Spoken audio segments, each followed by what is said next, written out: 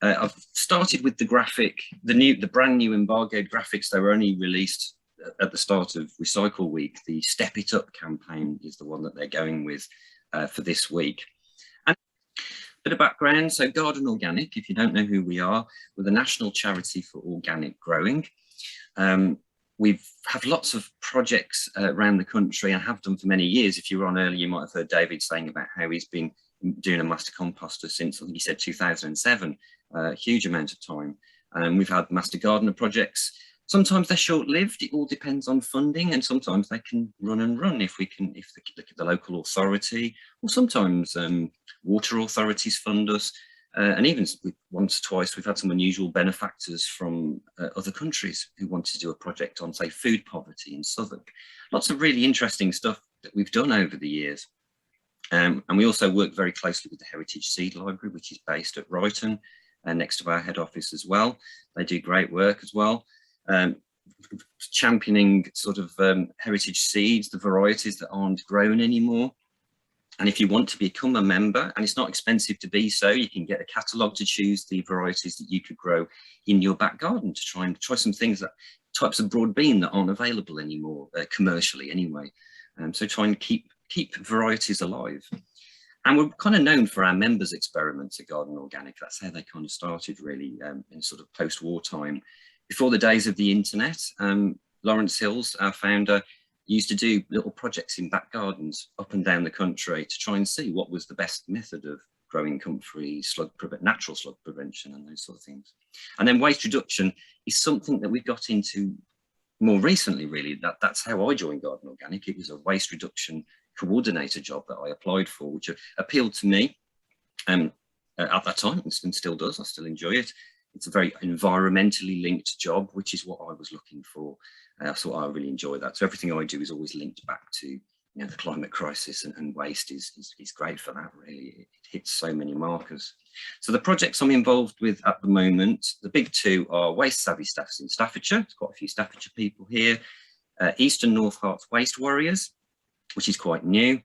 And then at the moment, we're just working with Ledbury Town Council and Sustainable Ledbury for a small project where we kind of just do the training for the volunteers on waste reduction, and then we actually just step away and they run it themselves, Sustainable Ledbury, which makes it a more affordable option for sort of towns and parishes. If anybody's interested, you can drop me a line, I can talk to you about that. So moving on into the waste, we're going to start with a bit of an overview of waste, some stats about how much do we waste, how much do we recycle, those sort of things, just to give you a bit of background. But how much do you think we waste a year? Do you think it's about 10 kilograms a year, the size of a small dog, or all the way up to a rhino-sized amount of waste, a whole ton? Drop an answer in the chat, actually. I think it'd be interesting to see what people think. I do this with kids and adults, and it's really interesting to see what people think. Susan's gone straight in with rhino. Yeah, a lot of people go on the heavy side straight away. David's saying 500 kilograms, question mark? He's not 100% sure, but he's going with 500K. Those are typical answers, I think. Most people lean towards the higher end. And David is bang on the money. He wins the prize. I'll have to post something out to you. We are very sort of about 400 kilogram-ish. We've just dipped under the 400 kilogram. Might even be a little bit lower now. Our waste, residual waste is ever so slightly going down. And it's quite interesting when you compare it with other countries. Other countries that have very good recycling rates, their residual waste per person can be incredibly high, like in Germany, way higher than ours. I'm sure there's probably reasons for that, if we looked into it, we'd understand it more. But I was quite surprised how much some of the other countries throw away. But if you think 400 kilograms, well, that sounds pretty good a year. But you have to remember there are 70 million of us in the UK, and that makes for an awful lot of polar bears of waste. So how much does all UK authorities throw away? Now, according to the DEFRA statistics, it's 26.4 million tonnes of household waste, certainly last year. And that's probably, pretty much the same year on year. It can go down a little bit. Where it goes varies, and I'll come back to that in a moment. If you can't think what 26.4 million tonnes looks or feels like, might help a little bit to think that the world's largest cruise ship, or at least last time I checked, was the Symphony of the Seas, which is 228,000 tons. You'd have to have 116 of those all bundled up to get the equivalent of 26.4 million tons. I think that's right. I don't think my maths has let me down there. So I think that helps at all, but it's a huge, huge, huge amount of waste we're talking about. And how much of that is recycled? Well, 46.2% on average across the country. That varies depending on whether you're in England, Northern Ireland, Scotland and Wales. A little bit smaller down, I don't know if you can see it down there, that England, the average is 45.5%, Northern Ireland a little bit higher, 50.6, Scotland a little bit lower, 44.9, and Wales does incredibly well, and it does drag up the UK recycling rate to 56.4%. One of the best in the world at the Welsh recycling. And a lot of that is just because of money has been put aside to that from the Welsh Assembly. And they do spend a lot of money on this sort of stuff, actually, waste education, people going around and talking to residents and supporting them. So it kind of shows how valuable, and I'm not trying to big up our project necessarily, but the importance of doing things like this and getting out and talking to people as much as possible. Having said that, although that sounds okay-ish, we're not doing too bad, 46%. The targets that we need to hit every 5 years to hit the EU circular economy targets. So by 2025, there's what seems like an insurmountable 55% to reach. I don't think anybody thinks we're going to make that at all. We're going to miss that by some margin, I think, even with all the stuff that's coming in, and I'll talk about those later on. But then when you think 5 years on from that, 60%, another 5 years, 65%, it's absolutely incredible, and what we need to do and what we have to do, and we have to get there. I'm confident that we'll get somewhere up there as things improve, but possibly not quite make the tough targets that are set up. If we look at the average bin at home, now this is going to vary very much around the country, but having said that, the waste composition analyses that I've seen for different councils, it's surprising how the percentages are very, very similar. It doesn't matter, where you are in the country. What do you think, though, makes up the biggest part of a bin? I've put three of the biggies to go from here. And this is in weight, of course, as well. Do you think it's food? Do you think textiles? Or do you think it's items that could have been recycled instead? As before, pop some ideas in the chat. Let me know what you think. Oh, sorry, Corinne, you asked me about what is the definition of residual waste, that which isn't recycled. Yes, absolutely right. It's what goes into your black bin, whatever colour lid your bin has for residual waste. I have known some very different types of residual waste bin colours around the country. It's not always black, it's not always, I've known purples, all sorts of colours. Sorry, we deviated slightly there. Kim has gone with, oh no, sorry, back up a bit, sorry. Susan said items that could have been recycled is the most. Kim went with soft plastics. Kim, you're just selling the co-op soft plastics recycling scheme, aren't you? I can see where you're going there. We'll come back to that one later on. David's going with the plastic tubs, the things that could have been recycled. So yes, you're kind of leaning towards, yes, smiley face, I am plugging it, says Kim. We are leaning towards that things could have been recycled, make up the biggest part of the bin. Well, trick question, just because it's Talk for Recycling Week, I can't change the figures. The truth is, and these are the stats for Staffordshire, I'll come to Hertfordshire in a second as well, 29% is food, but not far behind that stuff that could have been recycled. Textiles always makes up an annoyingly large part of bins. Textiles just shouldn't be in bins. There's so many other places, even rags can go to, places like Red Cross and Oxfam, Marks and Spencer's. Loads of people take textiles of any description. Hertfordshire, kind of similar-ish really, 28% food waste, and then they got 14% mixed recycling. I think it depends what you put in that recycling. I kind of put together myself the stats for the staff's one, and I put in a few things you can take to your household recycling centre, which changes the amount a bit. I think Herts were mainly just looking at what goes into the curbside recycling bin. So whichever way you look at it, though, the truth of the matter is at least half of the average bin should never have been thrown away in the first place. And I do say the average bin. I'm not saying the bin of the people on this call, because I'm sure you're all quite dedicated people. Unfortunately, that's what happens. I tend to be, preaching to the converted. It's the same when we do a composting talk. Sometimes you get somebody new who hasn't tried it before, but a lot of the times it's people who maybe who've already tried and are just checking to see if they can do it better.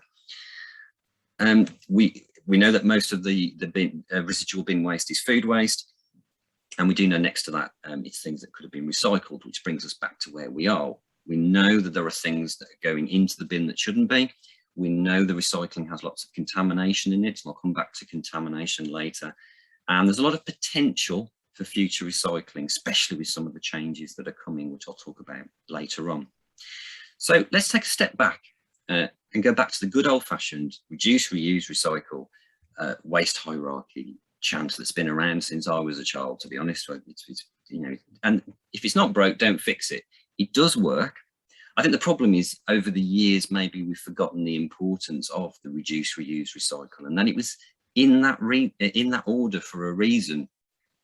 So over the years, as I've sort of been very interested in in the environment and waste, and if I'd ever got talking to anybody else about things that they do, I think the answer would on most people's lips was, well, I do my recycling, as if that was everything. That's all we had to do. Great, solves the problem. We can buy as much as we want. Doesn't matter what it's made of. As long as I can put it into a recycling bin, it solves the problem. But the waste hierarchy is not about that. It's actually, well, could you have reused instead to avoid that item that you had to recycle? And even better than that, could you have reduced in the first place, which meant you wouldn't have to buy something. It wouldn't have had to have been thrown away, like the third of all food that gets thrown away every single year across the world. At the bottom, I've added in recovery above landfill, and I'll tell you about recovery in a second if you don't know what that is. So let's go to the very, very bottom first and just briefly look at landfill. Now, if we look at Hertfordshire, for example, has a mix of landfill and energy recovery. About 16% goes to landfill and 31.5% goes to energy recovery facilities, but not within the county, interestingly. They're all outside. Now, that might sound a bit weird. It's not that strange at all. It happens in many, many counties across the country. We don't have loads of these facilities. I mean, they cost a fortune. Getting the planning permission to do them is a nightmare. I know Hertfordshire has constantly been trying to find somewhere and the money to have one themselves. So it is quite difficult to get these contracts set up. And then once you've got them, you're tied into massive contracts for years and years and years. But landfill, I'll come to recovery in a second, sorry. Staffordshire, just in case you're from Staffordshire, I know some of you are, only about 1% of your waste goes to landfill in Staffordshire. The rest goes to an energy recovery facility. And just to give you an idea of how much energy is created from that recovery facility when it's burnt at high temperatures, all of the Staffordshire waste creates enough electricity for about 37,000 homes. And that's the equivalent of the whole of Cannock, if you know Cannock well. It's quite a big place, to give you an idea. So energy recovery, just to give you an idea of what energy recovery is, and I know that's not what we're here to talk about, but I think it's important. A lot of people don't know about it and understand. But the idea simply is that all your black bin waste gets dumped into a giant tipping hall. It gets picked up with these big grabbers, a bit like going to the fun fair and trying to grab the teddy that you want, dumps it into a furnace, burns it at incredibly high temperatures, which produces steam, which drives turbines, which creates electricity. There are some emissions which are trapped at the chimney, so only trace elements can escape. And the Environment Agency has to monitor that constantly. And if it goes over a certain amount, the whole plant gets shut down straight away and it will be investigated, which to my knowledge, I'm not aware of having happened. I'm sure it must have done somewhere in the world, but I've never heard of that. And more modern recovery facilities are getting cleverer and cleverer at trapping useful things, whether they're biogases for renewable energy and recovering metals, precious metals, sometimes gold, silver, which can be used for other purposes after being melted down. And even some of that left over, just what's left over at the bottom ash, the incinerator bottom ash gets turned into construction materials and road aggregate.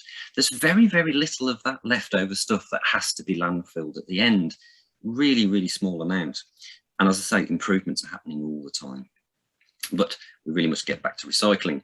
But what I would say is, although recovery sounds really good, it's always better to recycle rather than just to bung it into your black bin. And of course, it's better to reuse, and it's better to reduce, even better than that. So recycling, middle of the table, that's all we're talking about today. So if anyone's going to say, oh, I should be talking about waste reduction and forcing people to think beyond recycling, obviously we do that in our projects, but that's not what today is about. Today is purely about recycling. Why should we recycle?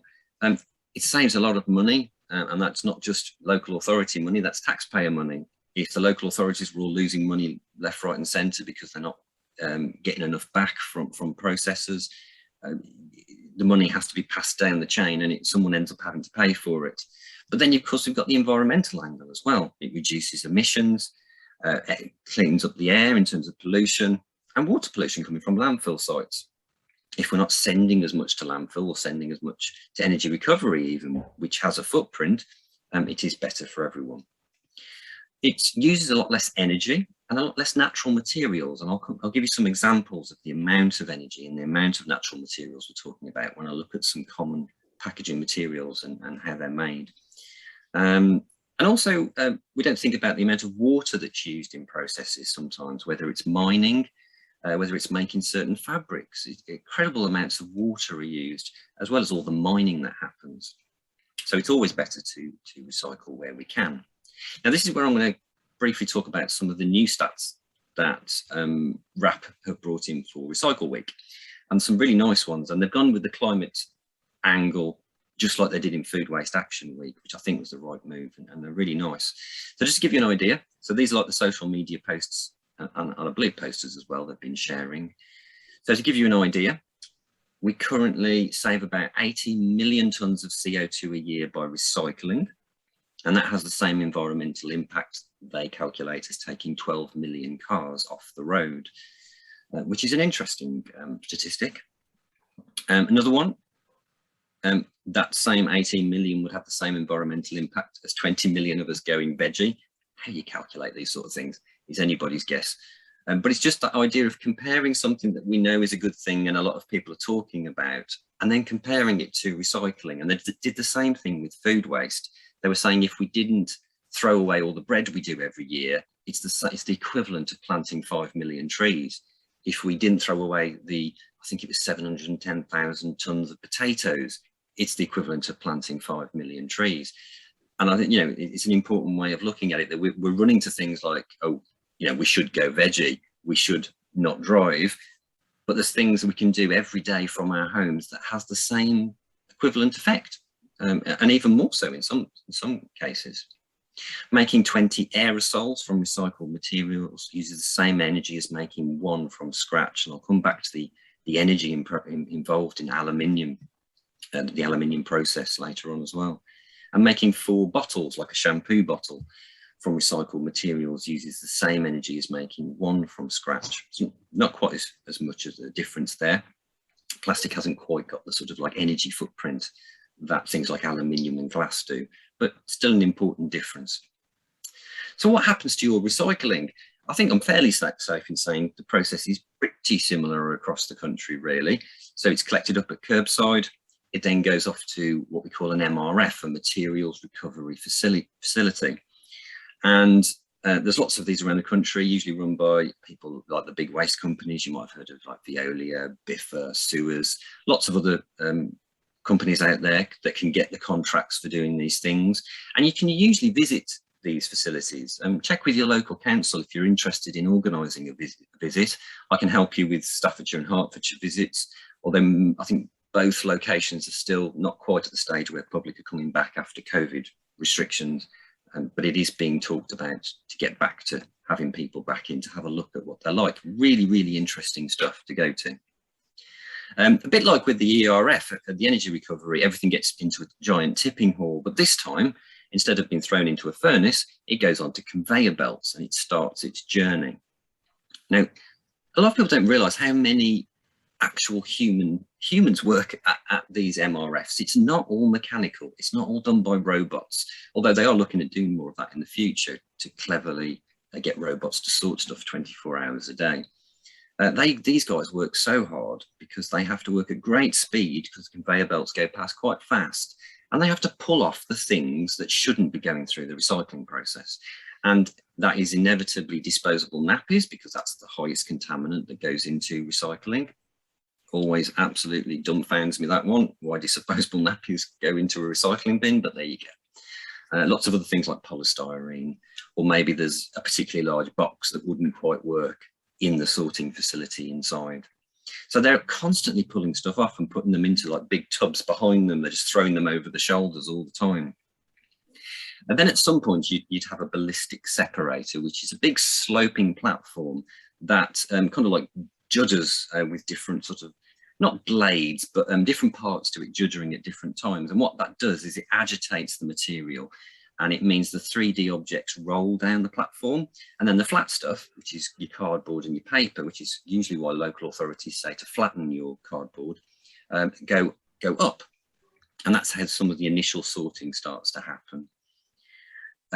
Magnets are always involved at some point, obviously to attract the ferrous material. So it's incredibly powerful magnets. They just fly off the conveyor belt and stick to this usually big sort of rolling magnet above, and then it gets thrown into another area.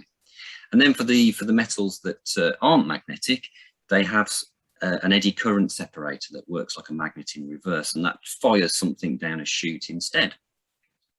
Then you've got your plastics, and that's probably the harder thing to sort, but they use near infrared sensors to sort it by type. And those sensors are getting smarter and smarter all the time. I don't think we're too far away from the future where they'll be able to sort stuff, literally any type of plastic you threw into your bin.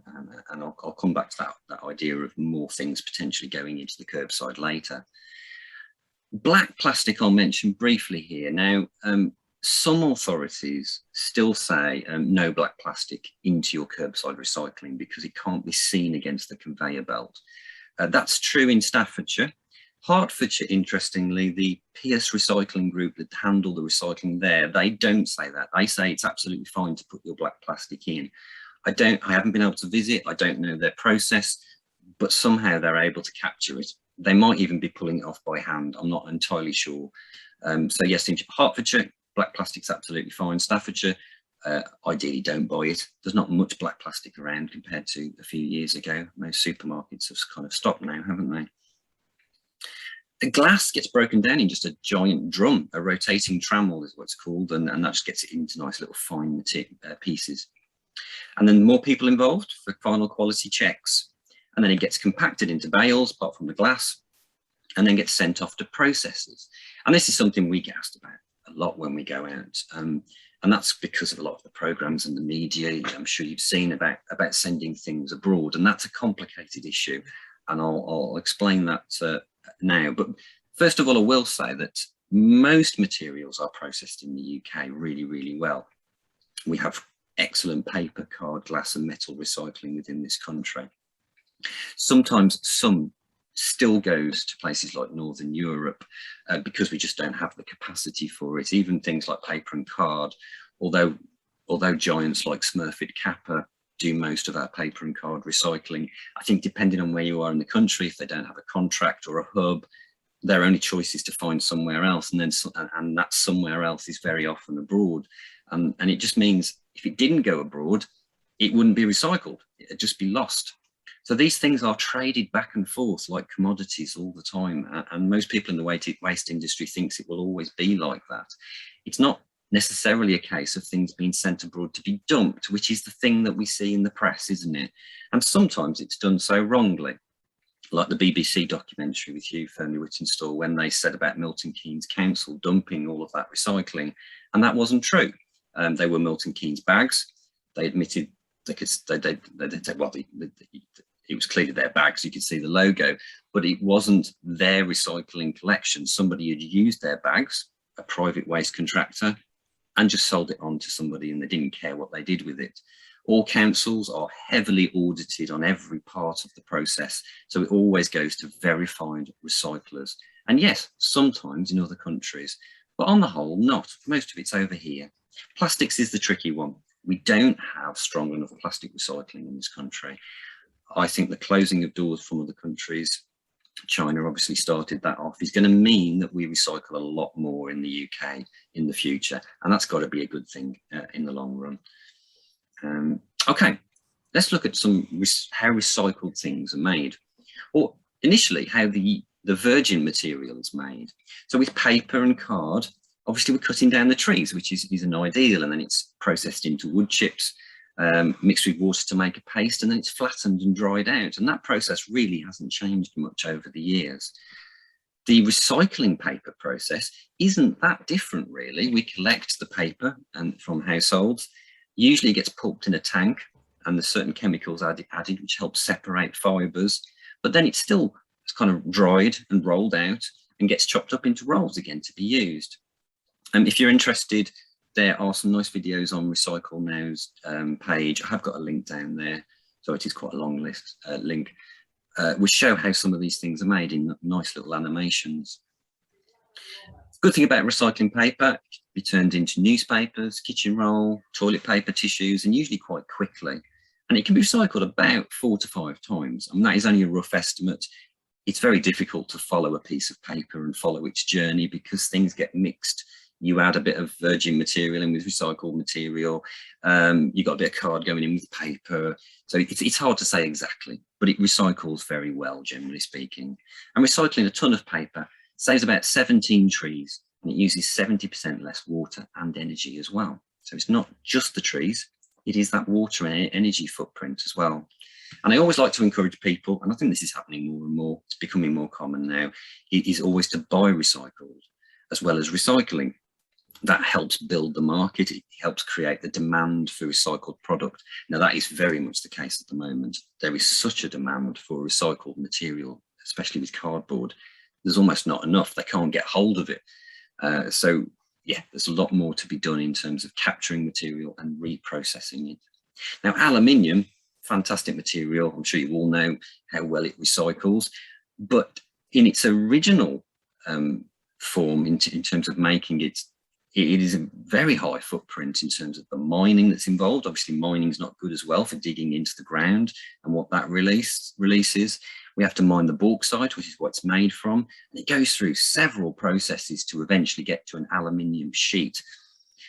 Not ideal at all. But then when we recycle aluminium, it's shredded, the labels are removed if that's necessary.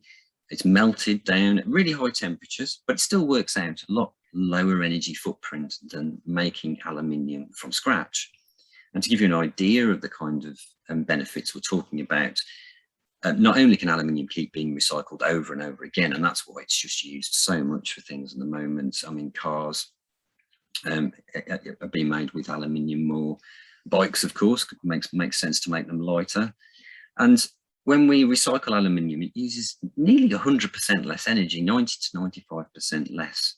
So it is a crime, isn't it, to see the amount of aluminium cans that are lying around, you know, in a waste bin or outside of a waste bin, scattered on the park, outside schools, when they could have been recycled. And the footprint that could have saved, the amount of CO2 is incredible.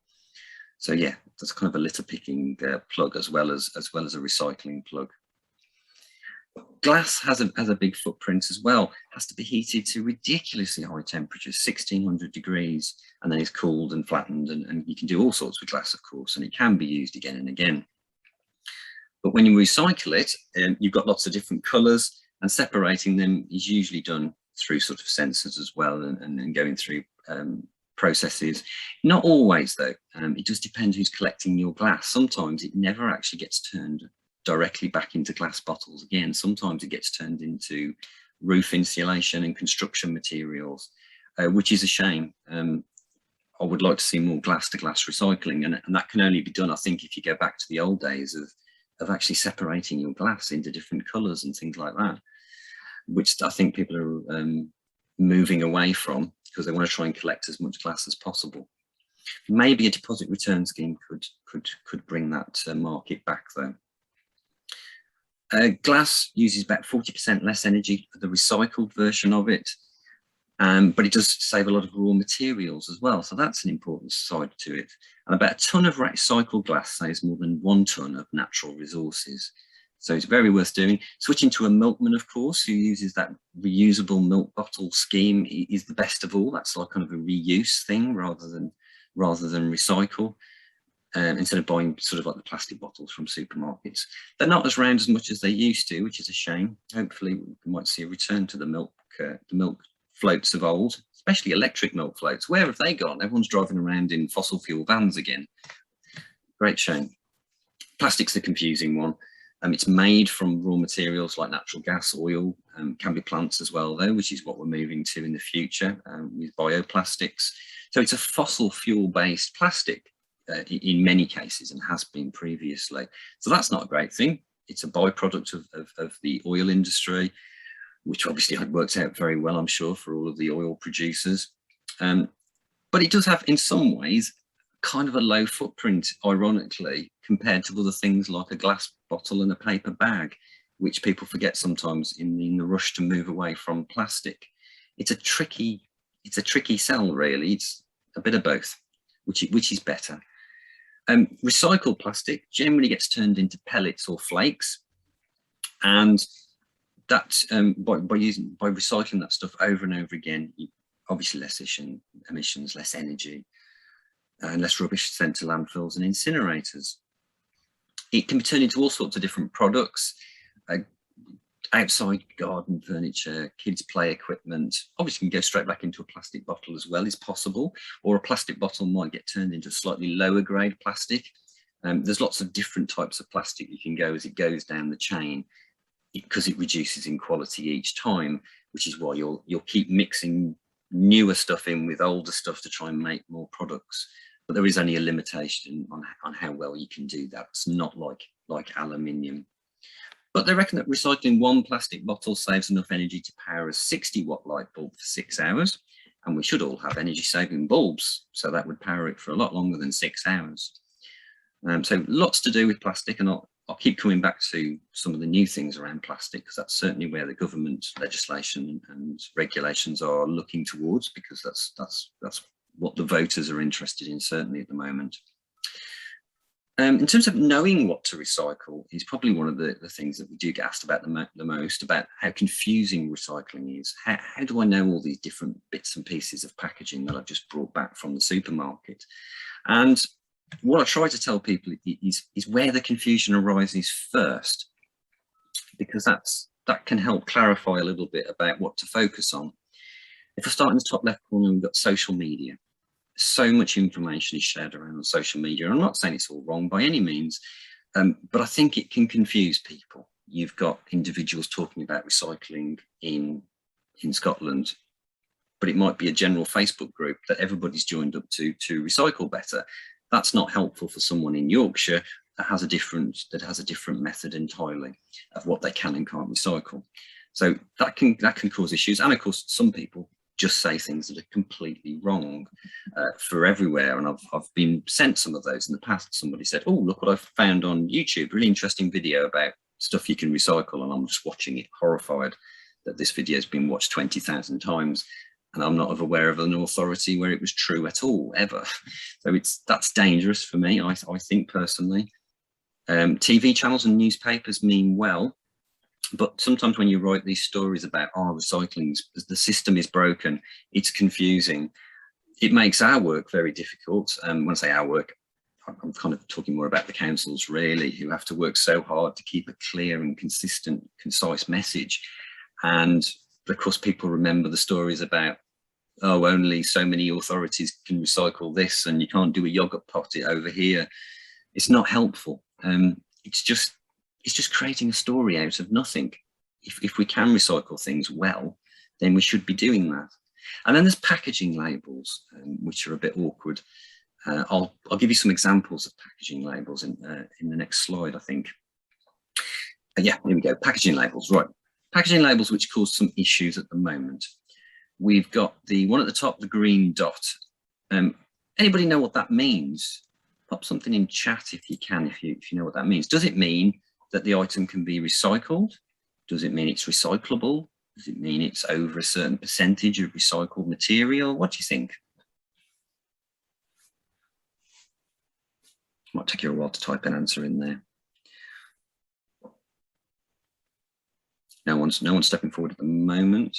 But well, I'll tell you now, most people that I do talks with will still say, well, I think it means it can be recycled, which seems a logical thing to think, isn't it?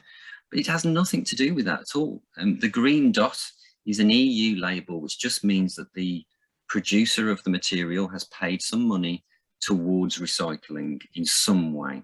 It might be that they've paid for someone to do school workshops, for example, and then they can slap that logo onto their product, a Pringles tube, for example, which currently the only recycle stream at the moment is through a TerraCycle collection, which are few and far between around the country, to be honest. So that's not helpful. The two in the middle, the white Mobius loop labels, the first one, which has 1 and PET underneath, is just, well, let's talk about the loop first. The white Mobius loop is there to give an indication that it's kind of like a recyclable material. And let's face it, everything is recyclable. If facilities exist, you can always recycle it. The problem is facilities don't always exist. It's expensive to recycle every single possible type of material. And sometimes sorting of it can cause problems. So the number one is, and the PET is just identifying the type of plastic it is. And even if you didn't see those on there, if it was just the white loop, you still don't know whether you could recycle it in your local area. Generally speaking, it's possible, but I've seen that on all sorts of things, on like plastic disposable cups, which I know some authorities say no to, some say yes to. It all depends on who's processing the material. And at the bottom there, slightly different one, the seedling logo is a compostable logo. But even that doesn't mean you can just pop it into your home compost bin. That one is just to say that it breaks down at industrial composting temperatures. It will eventually break down in a home compost bin. And if you had a hot bin, which can get up to much, much higher temperatures, then it will break down relatively quickly. But you certainly wouldn't want to be putting 20, 30 cups from a kid's party into your bin, because they're going to sit there for a very long time. So lots of issues with labels. There isn't much regulation to stop people from doing whatever they want. These labels, though, are ones that the government are working with OPRL, the on-packet recycling labels, to try and get the idea that it gets it right most of the time, to try and improve the recycling rates. And they're not been overly well received. So there's still a lot of criticism about these, and it's for the same reasons, really. If you say widely recycled, it might not be, and that's not their fault. It's different collections across the country.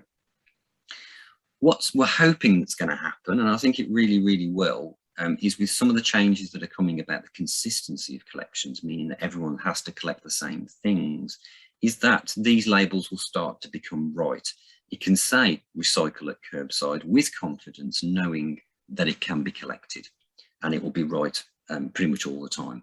So I think that's going to make a huge, huge difference. So I'm not against these labels. I think it just needs a couple of years for it to make sense for everybody. And my big message to push out there, and this is regardless of where you're from, is just to put in your local authority that does your recycling and add the word recycling on the end. So East Herts recycling. If you're from, say, from Cannock, just put Cannock recycling, go to your local authority page, and there will be detailed breakdowns of what you can put in. And if there's something not on the list, don't worry about it. It's probably just a very small item. You can go to the lengths of trying to find somewhere else to recycle it if you want to, but it's probably a very small item. It's probably something that doesn't recycle well anyway, and that's why it's not on the list. Don't worry too much about that.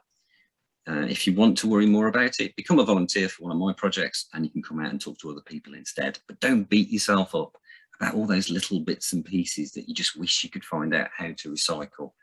The important thing is to get the big materials, and that will get the percentage up. We just need more people to do it. So I'm not going to spend time on curbside collections because there are varieties across the country. But generally speaking, all the core materials are covered. Where you get a little bit of discrepancy is Tetra Pak cartons. They're not brilliant for recycling, to be honest. It creates a bit of a mush. It's a mixed material. Having said that, Ace UK, who recycle most of the Tetra Pak cartons in the country, have made some really good quality card by mixing in disposable cups.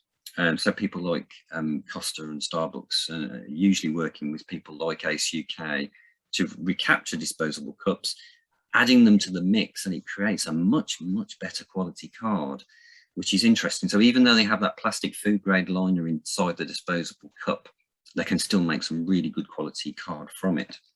But other than that, everything else is pretty straightforward. As I said, plastic, there can be some changes. Some people start saying yes to plant pots. I said black plastic is a bit of a difference as well. So won't go into it much more than that. But some general tips I would say is there's still loads of people who put recycling in a carrier bag thinking that helps, and it really doesn't at all. Recycling needs to be clean, dry and loose. You've seen how it's sorted on the conveyor belts. If it's in a carrier bag and they can't see into it, it will not get opened, and that will go to landfill or incineration. And if there's a potential of contamination spreading to the rest of the load, more recycling might get lost if there's lots of contamination, like a disposable nappy, like food waste contamination as well. And I also get asked all the time, how well do you need to wash something? Does it need to be sparklingly clean? And it doesn't really. A rinse is usually enough. Remove food residue. A couple of things that you would really have to scrub at to get rid of. Don't worry too much, that's absolutely fine. There's about a 5%, I think, leniency in terms of contamination. When these materials get processed, a little bit of contamination just generally gets lost and burned away. So nothing much to worry about there. Generally speaking, plastic caps and lids, local authorities like to go loosely back on after rinsing, but they kind of get captured even if they're put in loose in most situations. They say loose just because of not making a big pressure type bottle, which could sort of explode in a recycling process when there's lots of things compacted onto it. And then aerosols get missed so much because of the weird little plasticky top to it, and things like kitchen foil and foil trays. And I think that then Staffordshire and Hertfordshire certainly will accept kitchen foil and foil trays. With foil, they're starting to say more and more about the idea of actually bunching it together into about a tennis ball sized lump so that it gets picked up at the MRFs better.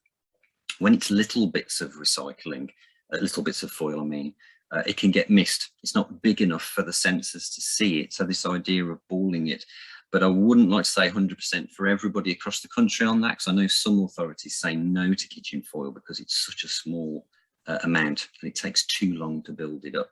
So once again, check your local authority on that one. Contamination, it's worth making a brief mention of this.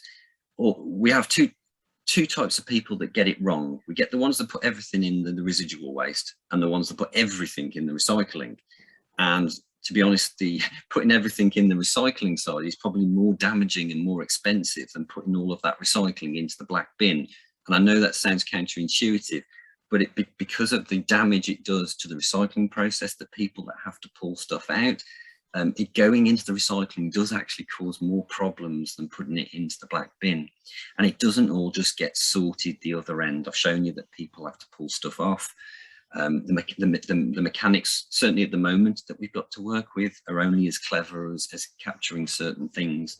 So yes, it does need to be sorted and clean and all those sort of things.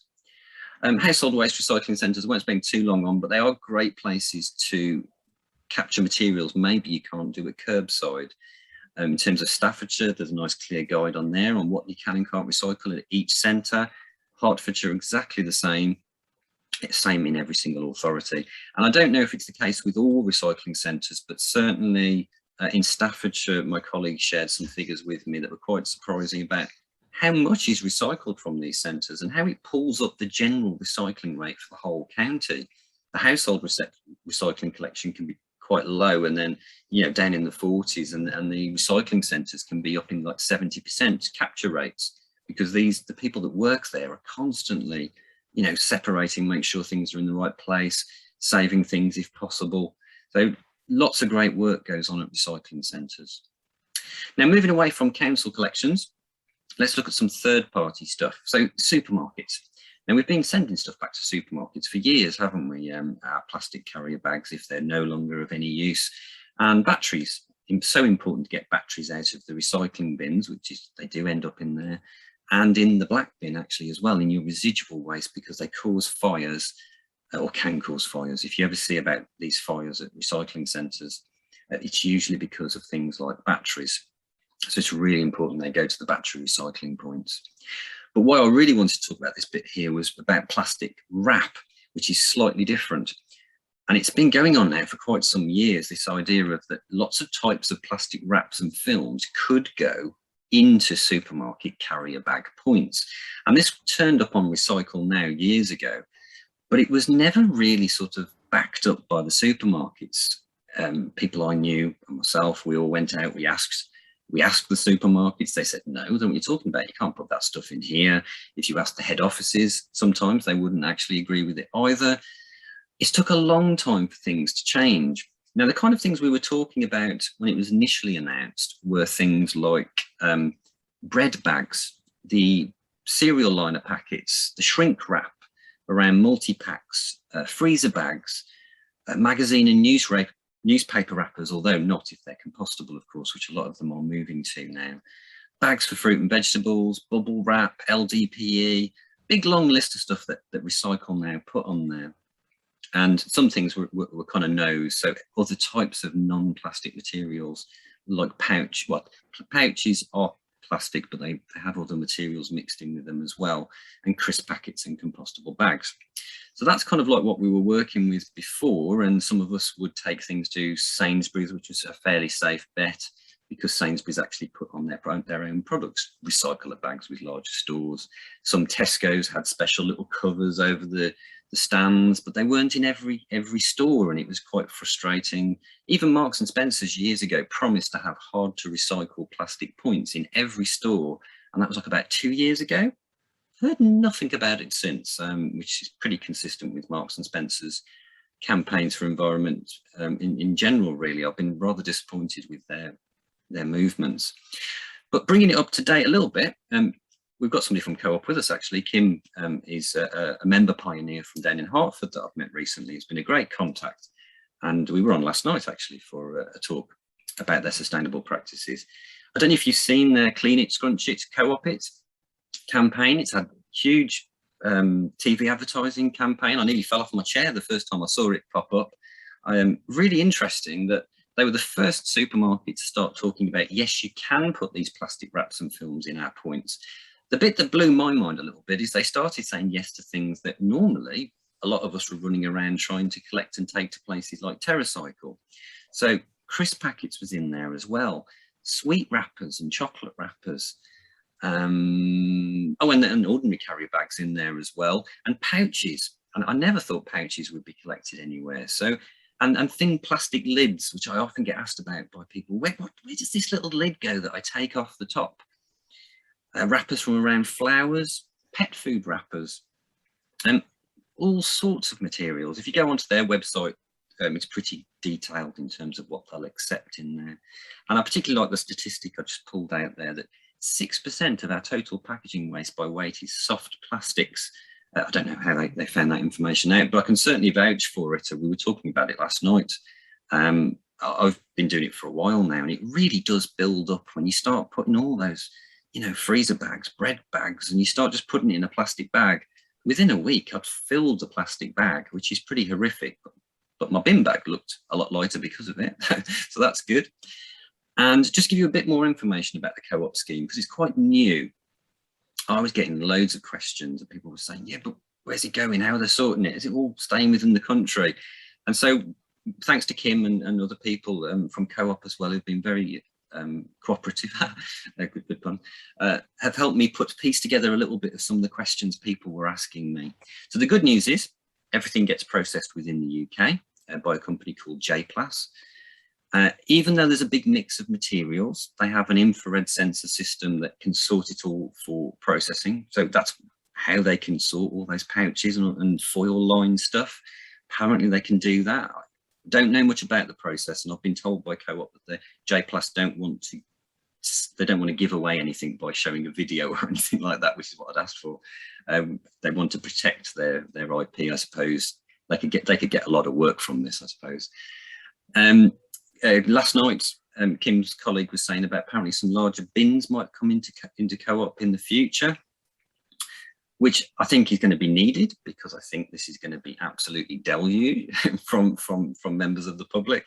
It's going to be huge. I think probably other supermarkets will follow suit if they can get a processor as well. Be interesting to see what happens with that. Other things that I thought were really interesting, that the collecting materials don't have like a separate collection. A lot of it goes back with the empty delivery trucks after they've come to drop off the co-op goods. So that's kind of reducing driving emissions. And also it's turned into, now I've had two different answers on that. You were saying last night that it gets turned into the carrier bags that are used in store, but the co-op head office also said that things like bin liners, buckets and materials for the construction industry, all of which is, you know, perfectly valid stuff to be turned into, useful materials that we're using all the time. So yeah, good news about that. So if you hadn't heard of that, get collecting on your soft plastics there. I think it's fair to say probably don't take tons and tons into co-op, because that's not very fair to be dropping off about 4 carrier bags worth. So maybe try and do it regularly as you're passing. If you're picking up a pint of milk, just drop off a small bag. But yeah, hopefully we can reduce some residual waste and get it into a stream that can actually process stuff that we've not easily been able to process before. Which brings me into TerraCycle, actually, which a lot of my volunteers are huge TerraCycle fans. A lot of my council colleagues aren't, or at least haven't been in the past. There was a lot of concerns about TerraCycle, and those concerns have been around for quite a few years. Back in the early days of TerraCycle, when they used to turn stuff into products, they'd collect things that couldn't be recycled, but the products they were turning them into were a bit naff, to be honest, like mobile phone speakers that nobody bought, and they were just going to, well, they'd had to destroy them basically because nobody was buying them, I suppose. So they've moved on a lot now, and the guy who runs it he's a very visionary individual. He's a bit of a Jeff Bezos of the recycling world. I think he'd call himself a disruptor. He likes to shake things up. He likes to make things happen, and you can't deny he has made things happen. He's got the public whipped up that you can recycle crisp packets, you can recycle your toothpaste and tubes and your toothbrushes, all sorts of things that we thought we can't do anything with that. We've got to stick it in the bin. So I think that's the good side. I think it's pushing a lot of stuff back onto the companies, and some people say, oh, it's just greenwash. You know, Walker's only funded that just through consumer pressure, which is true, and they did close the doors quite quickly on that campaign as well. There was only like about 500 bins, and that was it. You couldn't get a new bin after that. And it's true that some of the bins you would have to drive quite a long way to find some of the bins for collections, which isn't too helpful either. Schemes can come and go. Every time I go on there, there's one not there that was there before, and there's another one there then. So they don't necessarily keep perpetually being a way to recycle stuff, which is why I'm a little bit more of a fan of the supermarket point recycling than the lots of little bins everywhere that people are trying to pack up in boxes and send off. I don't think that's got legs. I think it's done its job to a degree, and it's turned people around.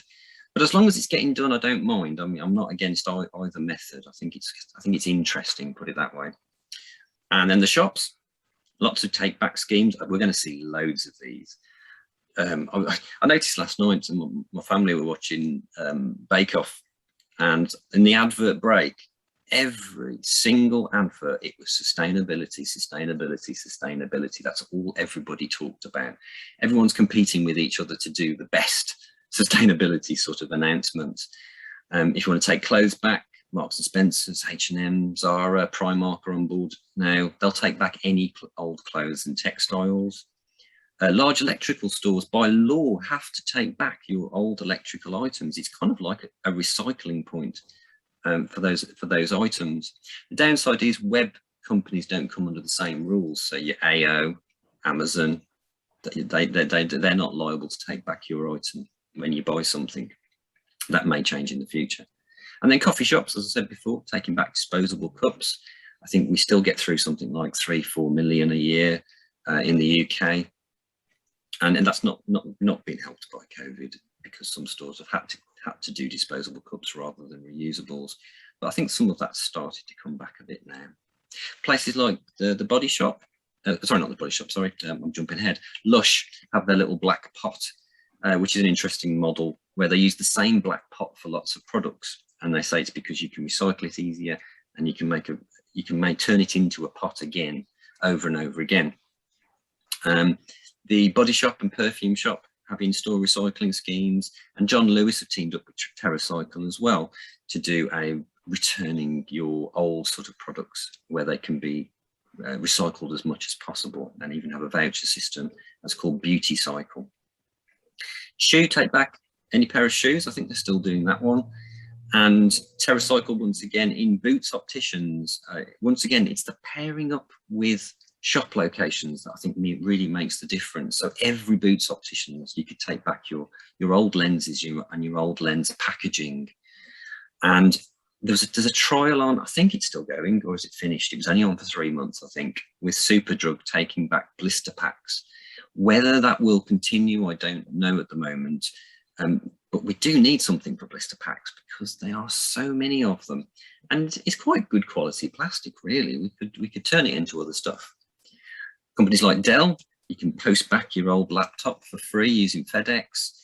Nescafe for Dolce Gusto and Nespresso, collection drop-off schemes, and even Tesco you can send back old printer cartridges to, and you can choose to either send the points, the money to charity, or you can get Tesco points yourself, club card points.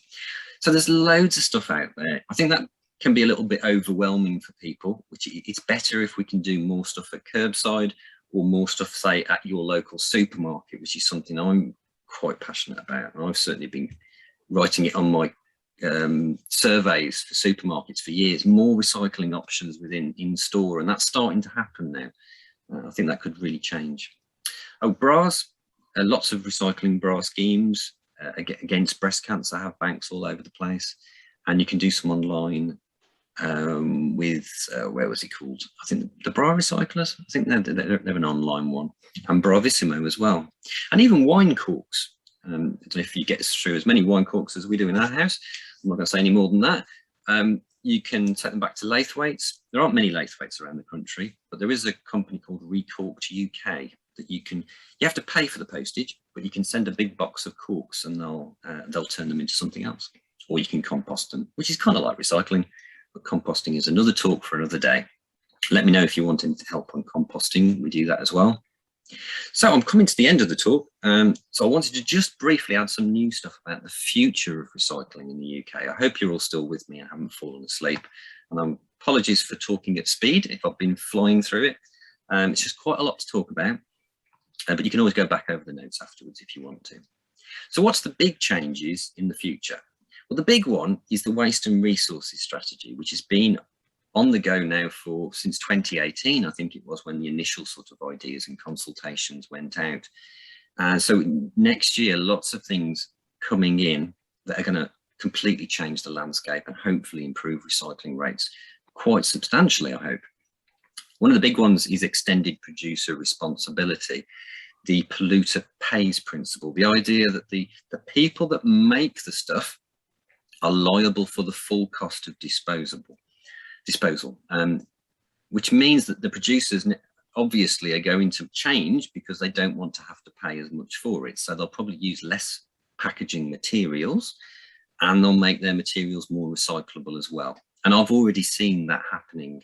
There's a lot of like plastic bottle advertising at the moment. L'Oreal and Pepsi come to mind initially, where they're just shouting about that their bottles are 100% made from recycled content and things like that. So I think producers are already starting to think about the 2023 deadline. There's going to be a tax on plastic packaging with less than 30% recycled materials in it. I think some people would have liked to have seen that at a higher percentage than 30, but I suppose any minimum standard is good. The consistency, I briefly mentioned this earlier, this idea that there will be the same core set of materials recycled across the country, regardless of where you are. I think realistically, it's only going to be a couple of things that we're going to see changing. The paper, card, glass and metal, I don't think there's any exceptions to any of that across the country. The ones that are the question marks, and it still hasn't been announced what they're going to be yet, is Are we all going to do Tetra Pak cartons? And plastic films is the other one. So that's kind of some of that stuff that we were talking about with the co-op soft plastics. There's still talk that that might be collected at curbside, which is interesting to see where that goes and how it's going to be processed, because not everywhere can take those materials at the moment. There is sort of a promise, and it's a bit of a vague one, that they're going to work towards all plastic packaging placed on the market being recyclable, reusable or compostable by 2025. How that will be sort of nailed down, not too sure about, but there is a vague notion that we're working towards that.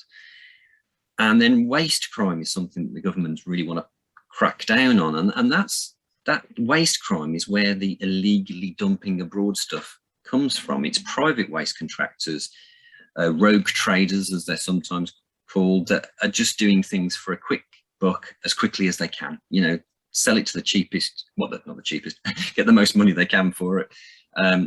Don't ask too many questions what's happening to it, do it under the radar. And so to try and stop that sort of stuff happening, there's a lot of reforms coming, and a suggestion that all waste disposal is going to be digitally recorded so that it can be tracked, and rogue traders can be tracked down and brought to justice, I suppose, really. So lots going on there. And then finally, the big one is food collections. Will we have weekly food collections across the country? It went to consultation. Not all authorities agree with weekly food collections, and it's kind of understandable why. It's expensive. It doesn't always create great quality product. There's issues with contamination unless you stop all plastic bags and just have compostable bags, and then you've got to be able to process the compostable bags within the food collections. And then even worse than that is if you look at your bin analysis, even when you've got a food waste collection, it's pretty horrific how much food waste you've still got in the bin, even when you've got a perfectly good food waste collection. Not everybody cares. Same as with the recycling bin, and it just ends up into the bin. So you have to work incredibly hard to get a food waste collection to work. Lots of issues with food waste collections, and I don't have the time to talk about them now, I'm afraid. Other things that are coming, hopefully coming, the deposit return scheme, the long dragging on saga of deposit return schemes, perfectly work really well in other countries. They capture something like 95% plastic bottles in places like Germany and Scandinavia. It was muted to be an all-in model. That basically means all types of plastic bottles, but there's talk of going to smaller on-the-go bottles, and that's going to lose a lot of potential material. I don't think they've announced which way they're going to go on this at the moment, unless I've missed an announcement somewhere. And it looks like we won't have a deposit return scheme until 2024 now as well, which is a great shame. We've already mentioned this a few times, but I think the big potential for the future is the amount of corporate responsibility due to consumer demands. More and more supermarkets and retailers taking responsibility for their own products, or even just opening the door like Co-ops is and say you can collect any of your soft plastics here. That kind of anything like the stuff that we sell, you can bring here. And of course they're doing it because they want to bring more people into the store and be seen to be doing the right things as well with their own materials. But I think that's going to make probably a bigger difference than some of the government regulations, or at least I hope so anyway. It's all going to work for the better in one way or another. And then finally, you've got the technological improvements. I've heard of all sorts of things that they're testing at the moment, artificial intelligence, robots, even smarter near-infrared sensors for recognizing different types of plastic polymers, for example, and even people who've invented ways to separate polymers, to separate like a piece of plastic into its original polymers and then recycle, and then turn them into products by the type of polymer it is. That's kind of been invented at the moment, but on a very small scale. We may see some of this stuff coming forward in the next sort of 5-10 years. Could really revolutionize recycling. So we've covered quite a lot there. I wanted to end with a bit of a high to think what's the positives, because you hear a lot about the idea that recycling is broken, it's a broken system. But is it? I mean, is it something that can do some good? I'm not saying recycling is the best thing. Remember the hierarchy. We've got reuse and reduce above it.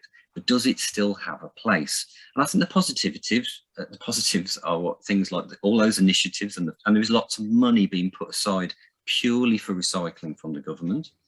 It's going to make it easier to recycle, and we'll have more recyclable material. I think the packaging labels will start to make more sense when we get the greater consistency of what can be collected across the country. The hard to recycle plastic points in places like supermarkets is going to divert stuff from residual waste stream. I also think, and we haven't mentioned this yet, but the idea of with the overseas recycling being closed to us in other countries like Poland and China, is that it's going to force us to have to innovate. We're going to have to start processing our own plastics in this country, which we've already seen examples of. Companies like J-Plast that are doing the co-op for recycling. That's, you know, a relatively small company that I didn't know the name before, to be honest, who clearly have a potential to recycle broad amounts of plastic that we weren't recycling previously. And then to finally just remind ourselves that current UK recycling saves 18 million tonnes of CO2 a year. So the more we can do, the more million tonnes of CO2 we're going to be offsetting. So let's keep recycling as hard as we can and hopefully encourage other people around us too.